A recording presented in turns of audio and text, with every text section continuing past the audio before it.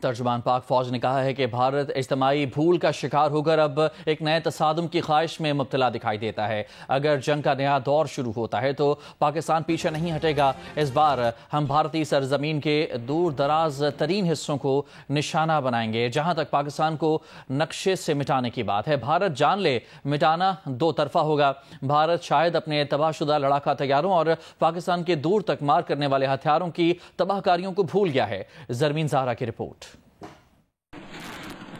ISPR نے اپنے بیان میں کہا ہے کہ بھارتی سیکورٹی اداروں کے جارحانہ اور غیر ذمہ دارانہ بیانات انتہائی تشویش کے ساتھ نوٹ کیے گئے ہیں، جو جارحیت کے لیے من گھڑت بہانوں کی نئی کوشش ہے۔ یہ صورتحال جنوبی ایشیا میں امن و استحکام کے لیے سنگین نتائج کا باعث بن سکتی ہے۔ بھارت نے خطے میں تشدد کو ہوا دے کر دہشت گردی کی سرپرستی کی، مگر وکٹم کارڈ کا فائدہ اٹھاتا رہا۔ بھارت کا یہ بیانیہ کافی حد تک بے نقاب ہو چکا ہے۔ دنیا بھارت کو سرحد پار دہشت گردی کا حقیقی چہرہ اور علاقائی عدم استحکام کا مرکز تسلیم کر چکی ہے۔ ISPR کا کہنا ہے بھارت شاید اپنے تباہ شدہ لڑاکا طیاروں اور پاکستان کے دور تک مار کرنے والے ہتھیاروں کی تباہ کاریوں کو بھول گیا ہے اور اب ایک نئے تصادم کی خواہش میں مبتلا دکھائی دیتا ہے۔ ترجمان پاک فوج کا کہنا ہے کہ بھارتی دفاعی وزیر، فوج اور فضائیہ کے سربراہان کی انتہائی اشتعال انگیز بیانات سامنے آئے ہیں۔ بھارتی بیانات کے پیش نظر واضح انتباہ دیتے ہیں کہ مستقبل کا تنازع انتہائی تباہ نتیجے کا باعث بن سکتا ہے۔ اگر جنگ کا نیا دور شروع ہوتا ہے تو پاکستان پوری قوت اور پختہ عزم کے ساتھ کسی بھی ہچکچاہٹ یا پابندی کے بغیر جواب دے گا۔ کسی نیو نارمل کی کوشش کرنے والوں کو معلوم ہونا چاہیے پاکستان نے جواب کا نیو نارمل قائم کر رکھا ہے، جو تیز، فیصلہ کن اور تباہ کن ہوگا۔ جارحیت کے جواب میں پاکستان کے عوام اور افواج ہر کونے کنارے تک لڑنے کی صلاحیت رکھتی ہیں۔ اس بار جغرافیائی عدم حساسیت کے تصور کو چکنا چور کر دیں گے۔ بھارتی سرزمین کے دور دراز ترین حصوں تک کو نشانہ بنائیں گے۔ جہاں تک پاکستان کو نقشے سے مٹانے کی بات ہے تو بھارت جان لے کہ مٹانا دو طرفہ ہوگا۔ زرمین زہرا، جیو نیوز، اسلام آباد۔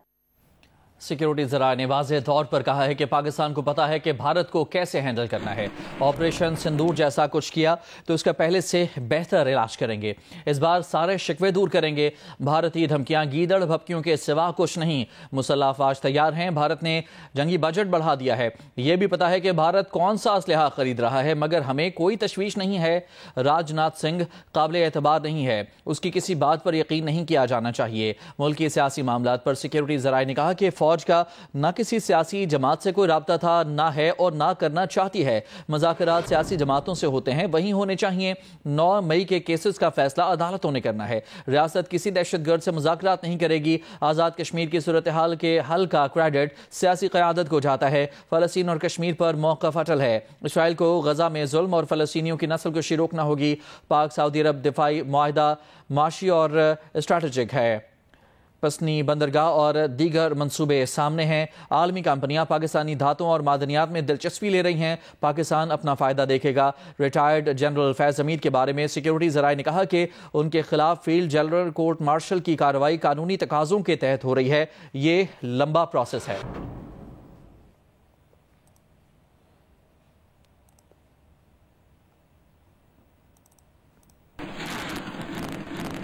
وزیر اعظم شہباز شریف نے کہا ہے کہ پاکستان فلسطینیوں کے حقوق کے لیے ساتھ دیتا رہے گا۔ وزیر اعظم شہباز شریف اور JUI کے سربراہ مولانا فضل الرحمان کے درمیان رابطہ ہوا۔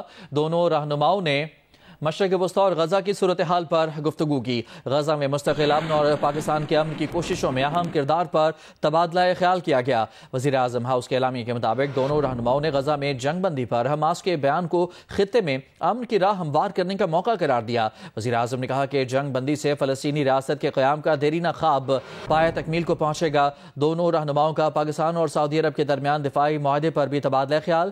مولانا فضل الرحمان نے پاک سعودی معاہدے کو تاریخی قرار دیتے ہوئے سراہا۔ کہا پاکستان کو حرمین شریفین کی حفاظت کی سعادت نصیب ہونا قابل مسرت ہے۔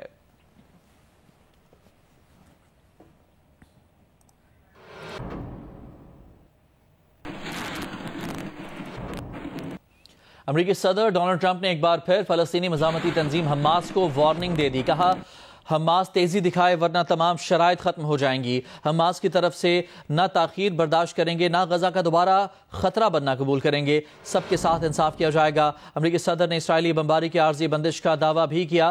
دوسری جانب مصری میڈیا کے مطابق حماس اور اسرائیل کے درمیان بالواسطہ مذاکرات اتوار اور پیر کو ہوں گے۔ بات چیت میں ٹرمپ منصوبے کے تحت تمام یرغمالیوں کی رہائی سے متعلق تفصیلات طے ہوں گی۔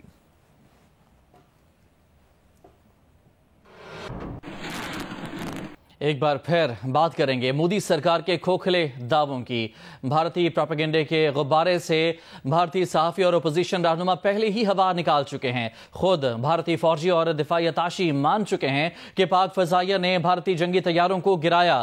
سیاسی رہنماؤں نے تو یہاں تک کہہ دیا کہ بھارتی ایئر مارشل نے جنتا کو بے وقوف بنایا۔ بھارتی اپوزیشن رہنما نے فضائیہ کے گرنے والے طیاروں کی تفصیل تک بتائی ہے، حقیقت دنیا کو دکھائی ہے۔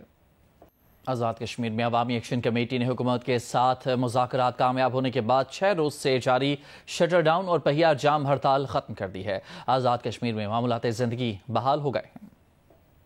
مظفر آباد میں عوامی ایکشن کمیٹی کے رکن کور کمیٹی شوکت نواز میر نے میڈیا سے گفتگو میں وزیر اعظم پاکستان میاں شہباز شریف اور field marshal general Asim Munir کا شکریہ ادا کیا۔ انہوں نے کہا کہ حالات کی سنگینی کو دیکھتے ہوئے توجہ دی اور ہمارے مطالبات کو تسلیم کیا گیا۔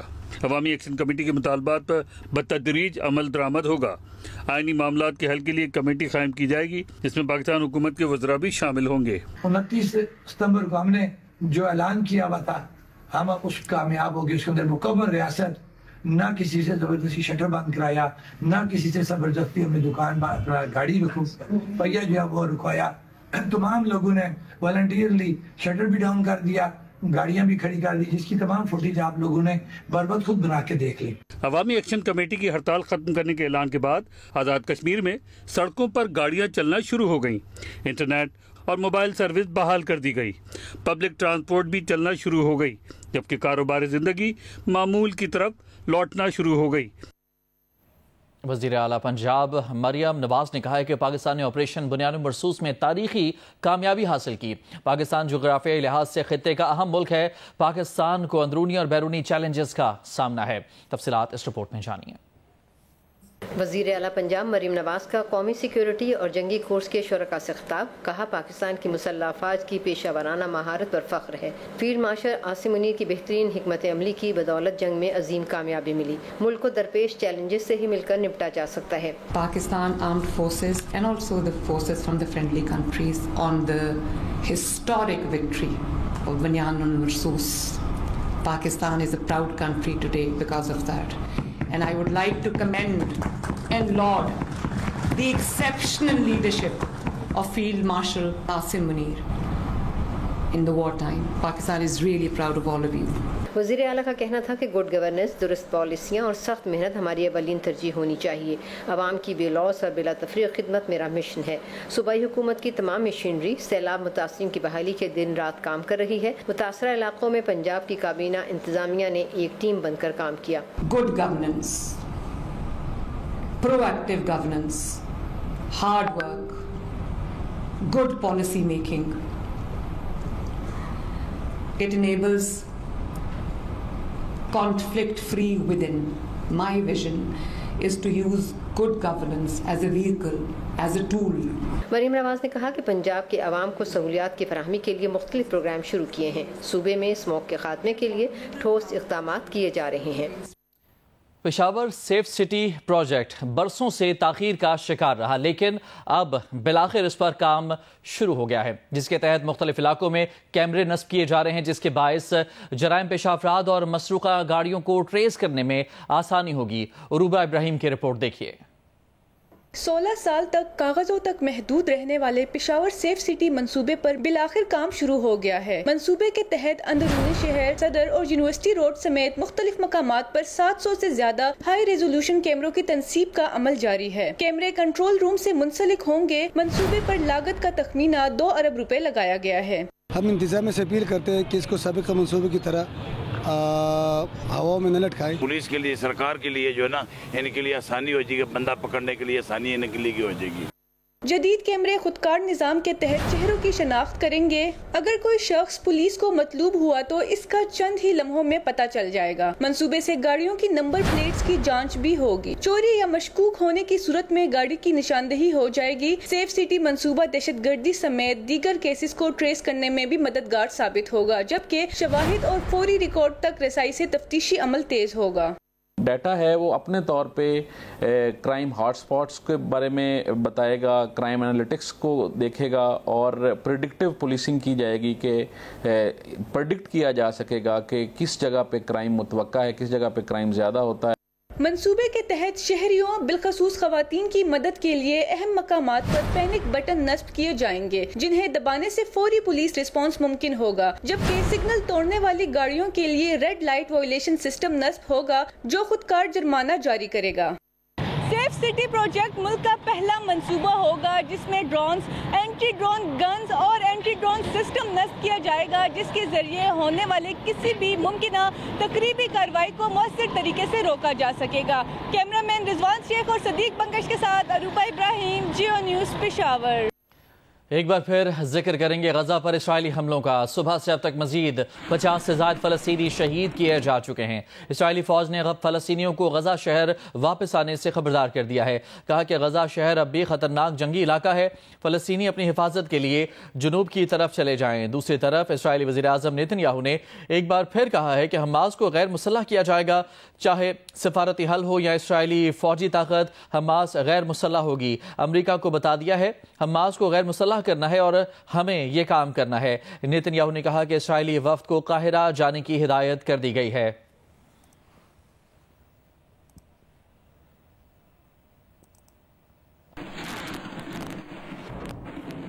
غزہ میں اسرائیلی مظالم کے خلاف کئی ملکوں میں احتجاج کیا گیا۔ فرانس کے دارالحکومت پیرس میں ہزاروں افراد سڑکوں پر نکل آئے، غزہ میں نسل کشی بند کرنے کا مطالبہ کیا۔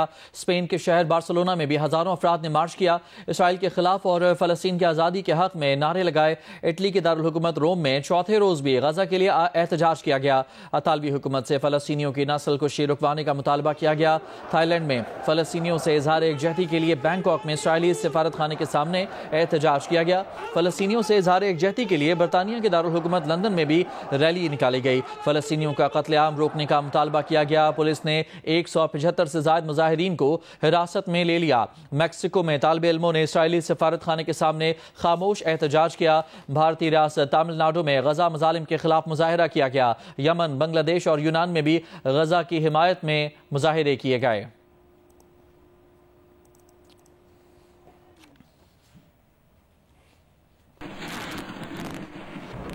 خبر ہے کراچی سے، جہاں کے علاقے بلدیہ ٹاؤن میں بچوں کے جھگڑے میں 2 افراد جاں بحق ہو گئے۔ ایس ایس پی کیماڑی فیضان علی کے جھگڑا اتحاد ٹاؤن میں محسود اور آفریدی قبائل کے بچوں میں جھگڑا ہوا ہے، جس میں بڑے بھی شامل ہو گئے اور فائرنگ سے 2 افراد جان سے گئے۔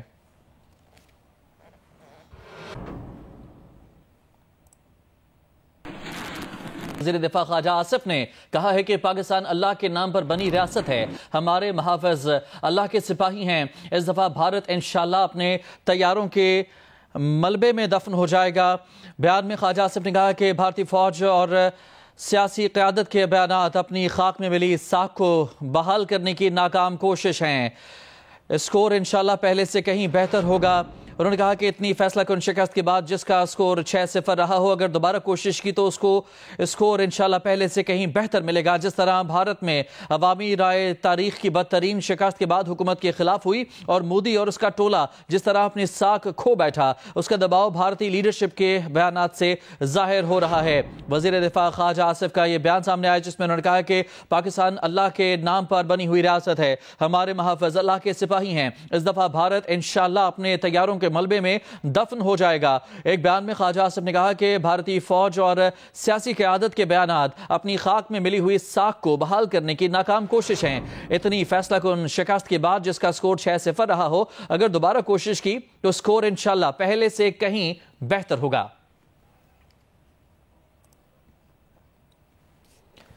وزیر دفاع خواجہ آصف کا یہ بیان جس میں انہوں نے کہا کہ پاکستان اللہ کے نام پر بنی ہوئی ریاست ہے۔ انہوں نے کہا کہ جس طرح بھارت میں عوامی رائے تاریخ کی بدترین شکست کے بعد حکومت کے خلاف ہوئی ہے اور مودی اور اس کا ٹولہ جس طرح اپنی ساکھ کھو بیٹھا ہے، اس کا دباؤ بھارتی لیڈرشپ کے بیانات سے ظاہر ہو رہا ہے۔ وزیر دفاع خواجہ آصف کا یہ بیان سامنے آیا ہے جس میں انہوں نے حالیہ صورتحال کے حوالے سے تذکرہ کیا ہے، کہا ہے کہ پاکستان اللہ کے نام پر بنی ہوئی ریاست ہے۔ انہوں نے کہا کہ ہمارے محافظ اللہ کے سپاہی ہیں۔ اس دفعہ بھارت انشاءاللہ اپنے طیاروں کے ملبے میں دفن ہو جائے گا۔